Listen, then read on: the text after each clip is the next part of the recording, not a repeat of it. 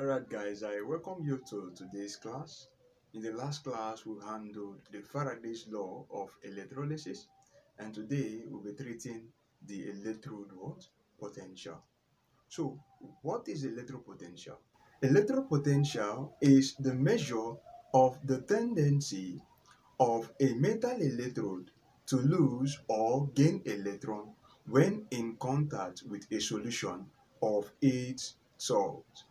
Now we have two types of electrode potential. Number one is the oxidation electrode potential, and number two is the reduction electrode potential. The man next observed that when we dip a metal plate in a solution of its salt, that two phenomena happens simultaneously. Number one is that the metal plate, some of the atoms of the metal plate will lose electrons, forming positively charged ions inside the solution. And these ions will leave behind their valency electron on the metal plate. So that's the first thing that happens. And when this happens, we'll say that this is the oxidation electrode potential, because the metal plate loses some of its ions.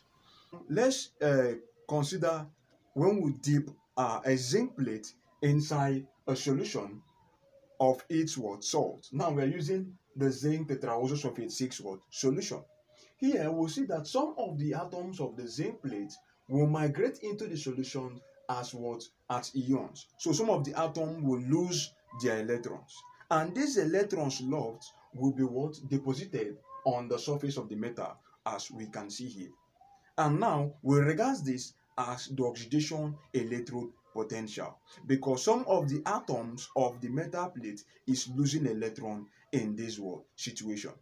As a result of this, the whole solution will be positively charged, while the metal plate will be negatively charged. So we can represent this. We now have this should be the system. This is the metal.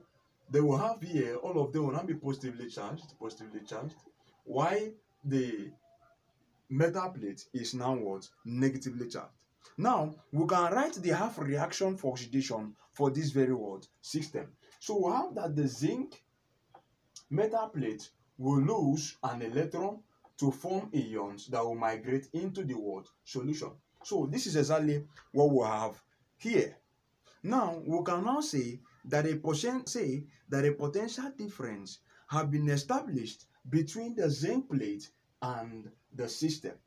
And this potential difference is what we regard as the electrode potential. And this case is the oxidation electrode potential. Now, the second phenomenon is that the metal ions will go and get deposited on the surface of the metal plate. Still considering this zinc metal plate that is dipped into a solution of its ions when it is now in contact with the zinc ions. So some of the ions will now get deposited on the surface of the zinc plate. Now, why the solution will now be left with excess of electron. So in this situation, we now have that the zinc ions, which is migrating to the metal plate, will gain electron to be deposited at zinc atoms on the surface of the plate. So this is the second phenomenon.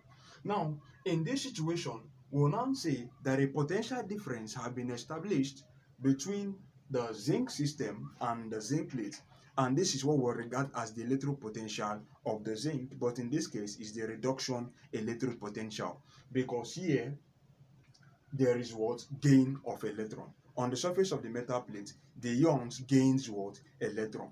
Now, at the end of the day, what happens is that the solution will be negatively charged because of excess electron, while the metal plate will be positively charged because of the positively charged ions that are migrate to the surface. So this is what we have about electrode potential.